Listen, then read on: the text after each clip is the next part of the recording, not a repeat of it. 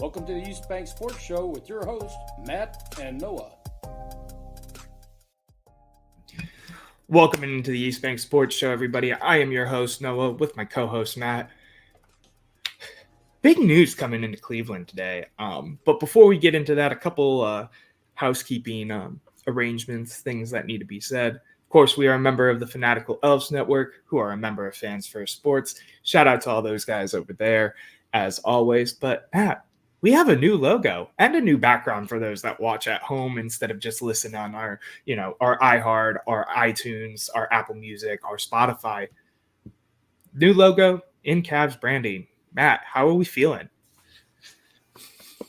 Awesome work, Noah. It looks great. Thank you. I wanted something that felt a little more, focused on us as opposed to the microphone that we've been using since we started the show. Really glad with how it came out.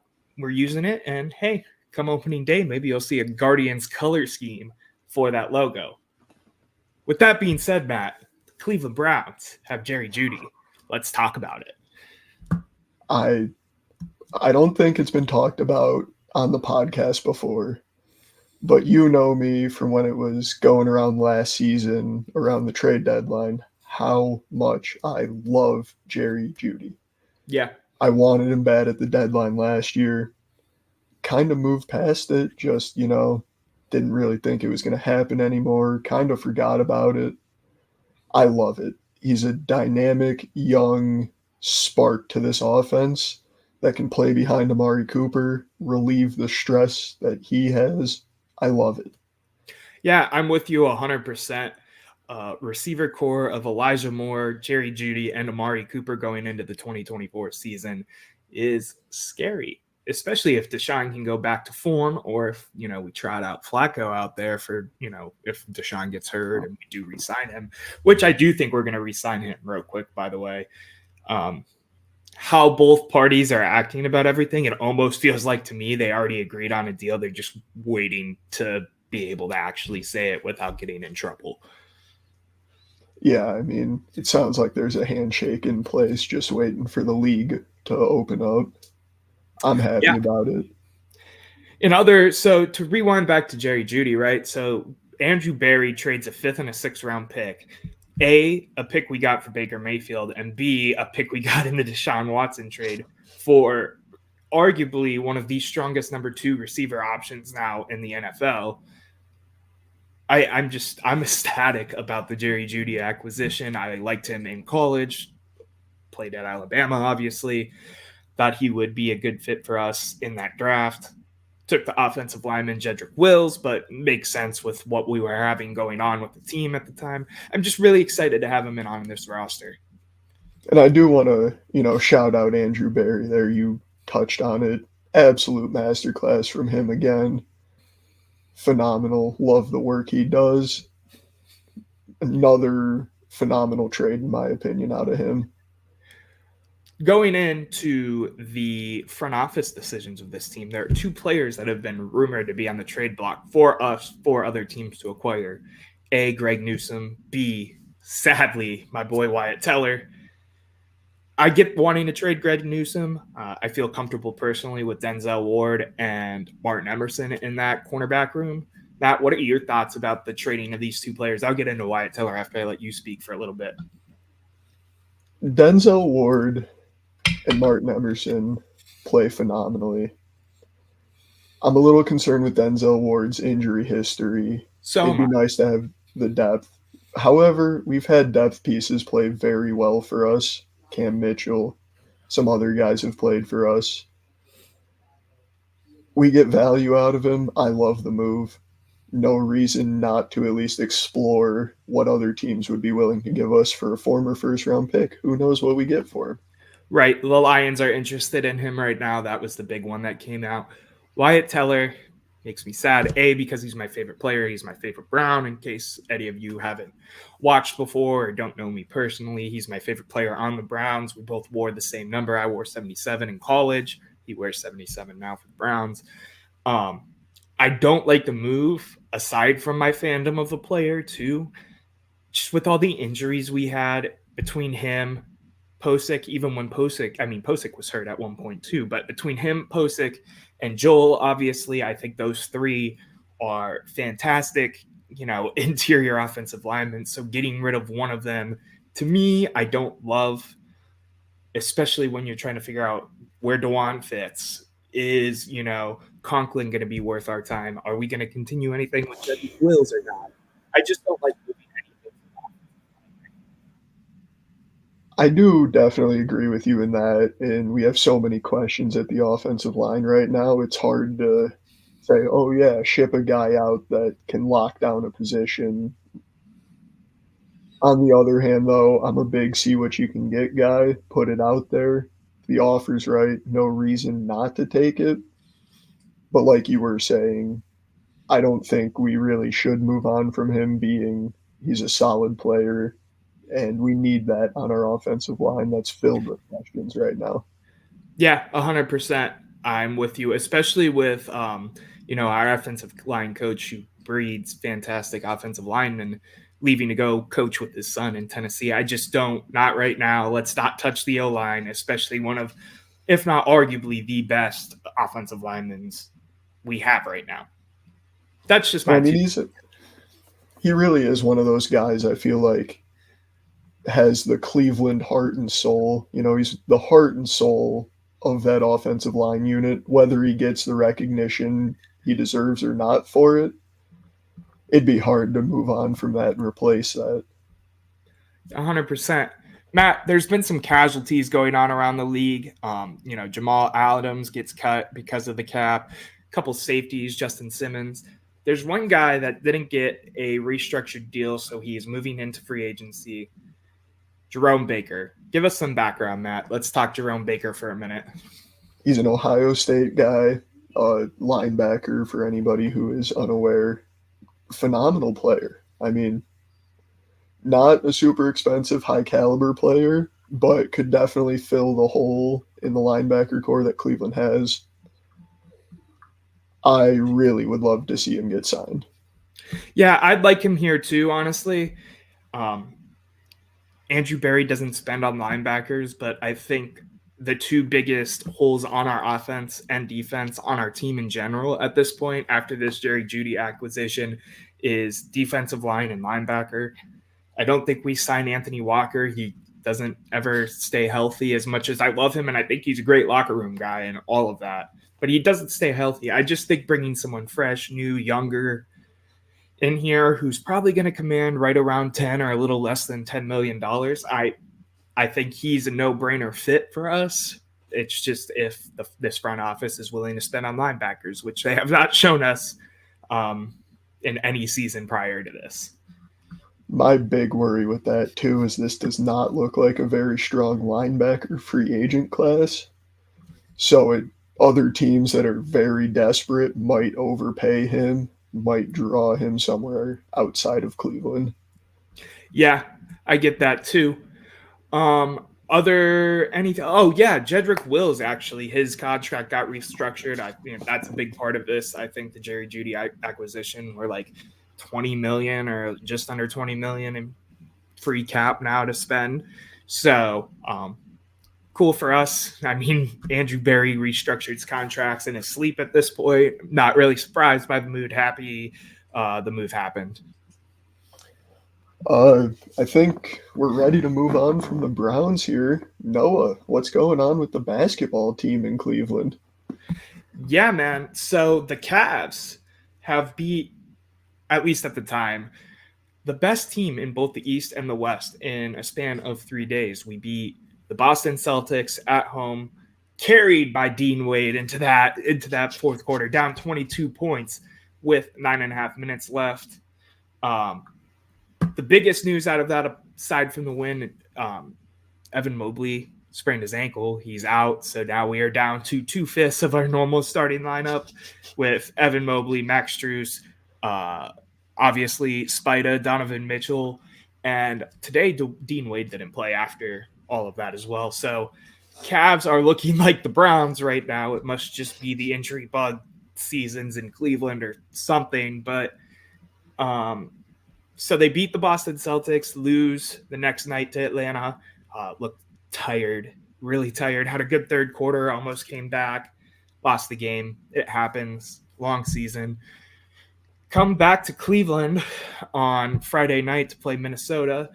Anthony Edwards looked terrible, missed 7 threes, did not make a single one. And we beat them in overtime to jump back to the second seed. We're now back down to the third seed because we just lost to the Nets because we were so hurt. Everything's looking fine. There's a lot of injuries going on right now. I'm really worried about the injuries. I think we all need our team healthy, like sooner rather than later. Playoffs are like a month and a half away. So I'm excited to see that they're still gelling and getting these big wins even when they're hurt. Other news real quick too, Amani Bates played tonight for the first time in a while, had a couple of nice shots, but we lost by like 20 to the Nets because we were playing Amani Bates and Isaiah, not Evan, Isaiah Mobley. So yeah, the Cavs are looking banged up right now, but the Cavs are also doing good things right now, and there's not much else I can really say. Hopefully Spider's back this week. They were talking about how he's back on the court practicing during the broadcast of this Nets game. So hopefully this week, if not early next week, he's back on the court doing his thing. I mean, we've shown we can hang with and we can beat the best without even all of our starters on the floor. Imagine what this team's going to do when we get all 5 starters starting healthy. It's a scary team, man. I'm excited. Yeah. Last thing I want to touch on, Rudy Gobert got thrown out of the game because he was trying to make a sign to the refs that we were paying the refs to give us calls. Has he never seen a Cleveland sports game? I feel like the Cleveland against the world thing is a thing for a reason. He got fined $100,000 for that and thrown out of the game. So was it really worth it, man? I don't think so. Matt, spring training, well under effect. I think we both are kind of showing off how excited we are for baseball to be back and officially back sooner rather than later. Let's talk about everything going on in Goodyear, Arizona. I mean, do we have to? Listen, we're 4-10. It's not great. It's spring training baseball. Doesn't matter. The Browns won every game of their preseason the year we didn't win a single regular season game. It doesn't matter. If you really want to break it down, I mean, Logan Allen looked phenomenal in his most recent outing, gave up 1 run on 2 hits. Tyler Freeman, he's been a real bright spot, I think. He's batting .318.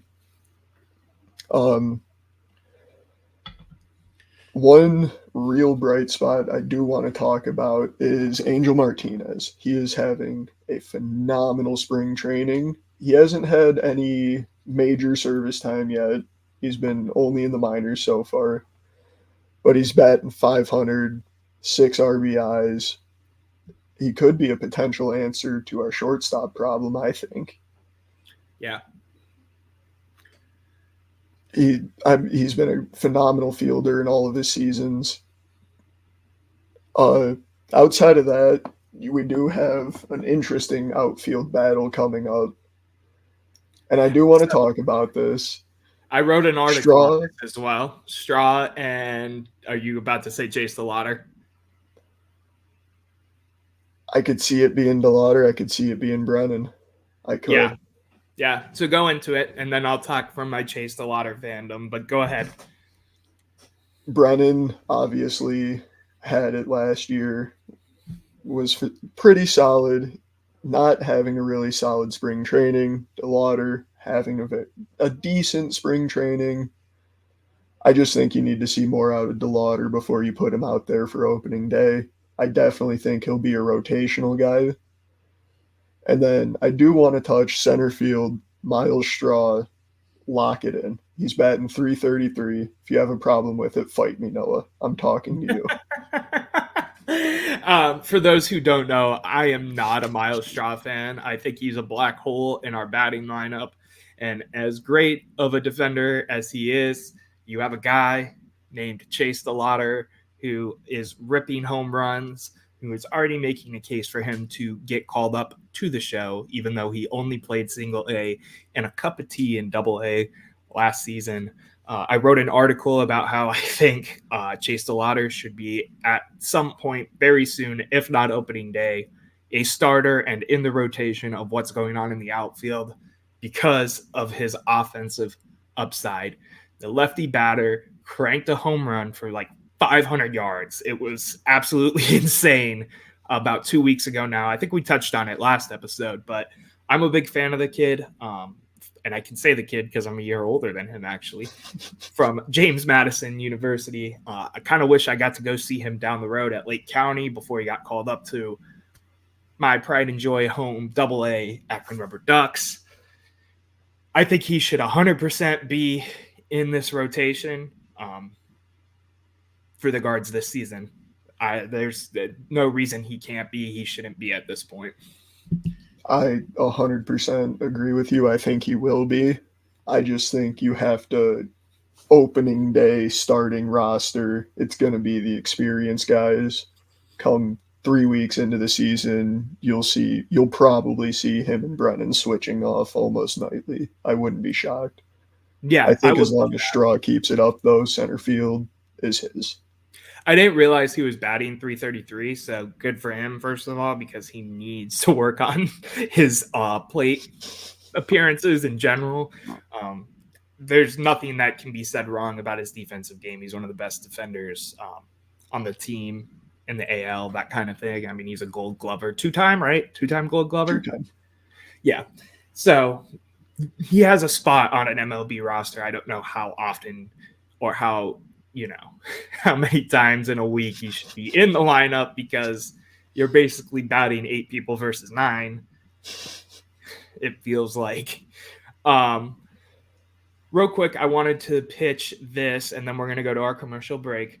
The lineup of Quan at number 1, Ramirez at number 2, Josh Naylor at 3, Manzardo at 4 for DH, Bo at 5, Jimenez at 6, Brennan at 7, Gabriel Arias at 8, and Tyler Freeman / Straw at the 9 hole. What are your thoughts about that lineup? Because I think that makes a lot of sense with everybody's batting ability. I loved seeing Jose at the 2 hole and, Josh playing 3 that they were doing at the end of last season. Yeah, I mean, I don't hate it whatsoever.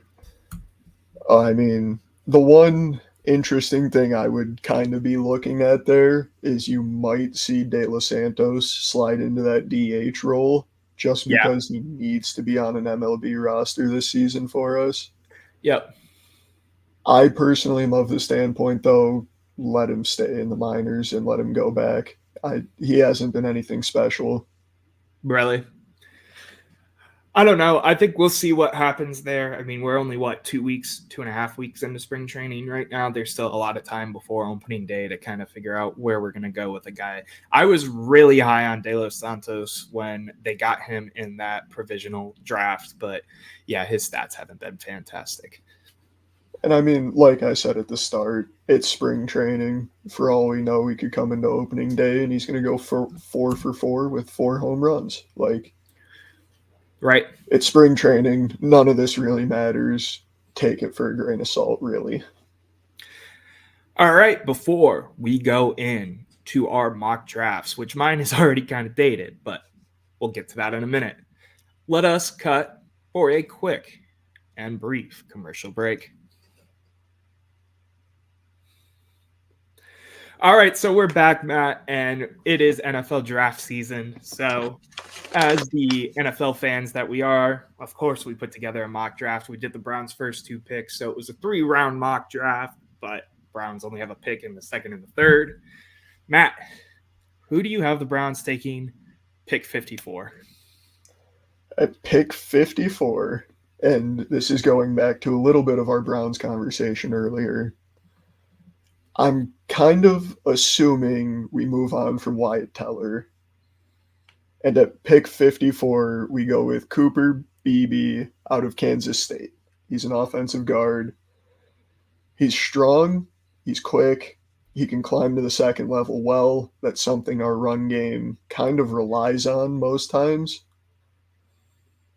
I think that would be he shows a strong potential to fit our offensive scheme and could play today, I think. Who's your So, second rounder? so before I go into this real quick, I don't know if you did it how I did it, but I ran 5 separate mock drafts to try to avoid people slipping and falling and me ending up with some guy that's going to go in the first round. To weed that out and to see how many times the players I like ended up where I was at. So 3 times I got my favorite defensive tackle prospect for where the guards, where the Browns are at in this draft. Devondre Sweat from Texas, D tackle, big dude, 6'4", 366 pounds. He was first team Big 12 this past year. He's double team eater. He just gives me everything that I want to see out of a defensive tackle prospect. And I think this is a really good defensive tackle draft. So everything I've seen out of him, I liked. He had a great Senior Bowl from what I've seen. Not to say I'm a draft expert, but I really like Devondre Sweat. I really want to see him in the brown and orange. I'd even be okay with moving up a couple spots to get him. A lot of people mock him to Cincinnati, and I believe they have pick 48 or 49 in the second round. So I want to see Devondre Sweat be our first pick, second round, pick 54. I 100% agree with you. I would love him. The only reason he was available in a few of mine, and I did not take him, reason for that being is for my third round mock pick, who I got, I believe, 3 times. Marshawn Nealand out of Western Michigan. He's listed as an edge player, has shown the ability to slide interior. He's not big, but he definitely could slide interior. He could play the roles that Darius Smith plays if he walks. If not, he can be a depth piece who slides interior when needed. I mean, he's very explosive. And in the few minutes I was sitting here waiting for you, Noah, I was looking at some of his college highlights. Some of his highlights show flashes of that bad man Myles Garrett. I would love if we could get him in the third. Interesting. Okay. I will keep the name in mind for sure. My third round pick. Did you have something else to say real quick about yours? My bad, man. I was just going to say, and then he's going to bust, and I'm going to look like a moron, but... Hey, Johnny Manziel went in the first round. Johnny Manziel won a Heisman. Everything's hindsight 2020 sometimes. Regardless, my third round pick, and I call it a little bit dated because of the Jerry Jeudy trade, and I don't know what kind of room there is in the wide receiver room, but I do really like this guy as well. Devontae Tez Walker out of NC, North Carolina. He was a big-time name for Drake May to throw to. Some of you may know him as the guy that went out. I believe they were playing A&M, and he took a bad hit and got carted off. But he had 600 yards, 6 touchdowns in 6 games played. Let me look real quick. 35 catches and, 6 games played. I love his size. He's a vertical threat. Kind of gives me the vibe of what we wanted Marquise Goodwin to be last year. Can break the zone, is good over top.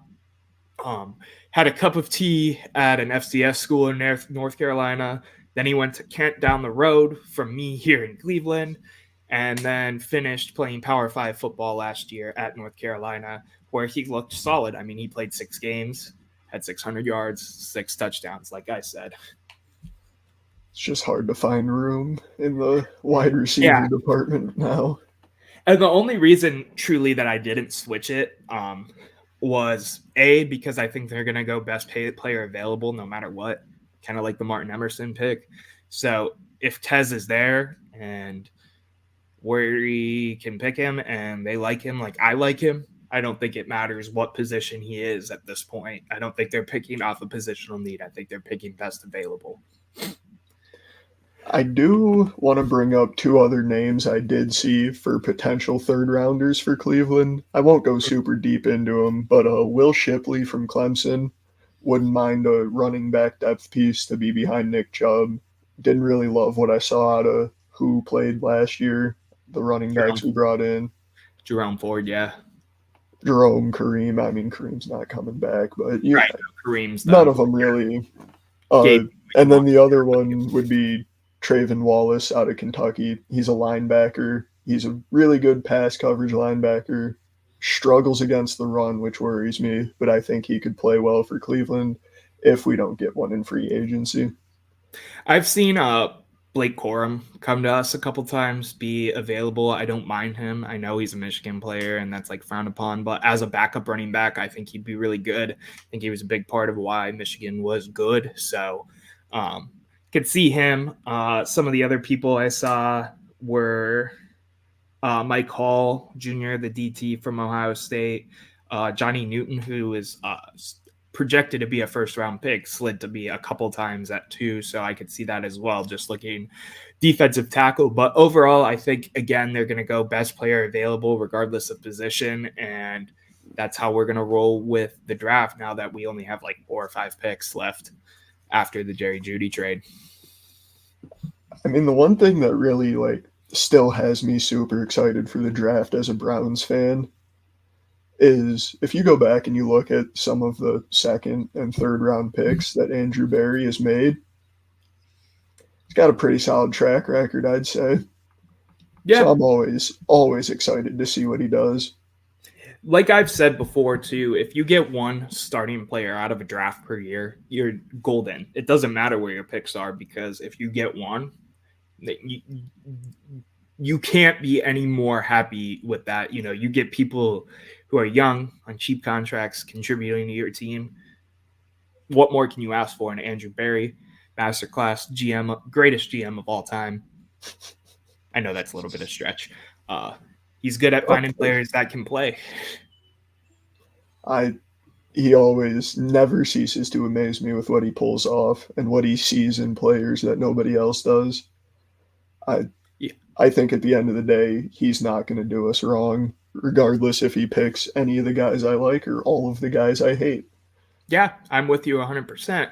With that being said, thank you guys for tuning in to another episode of the East Bank Sports Show. Don't forget to download our podcast episodes, watch us on YouTube, subscribe, follow the Fanatical Elves Network, East Bank Sports Show on everything. I am one of your hosts, Noah. Matt, tell the people goodbye. Everybody have a wonderful week. Let's turn it up a little bit out there in Arizona, guards. Let's go.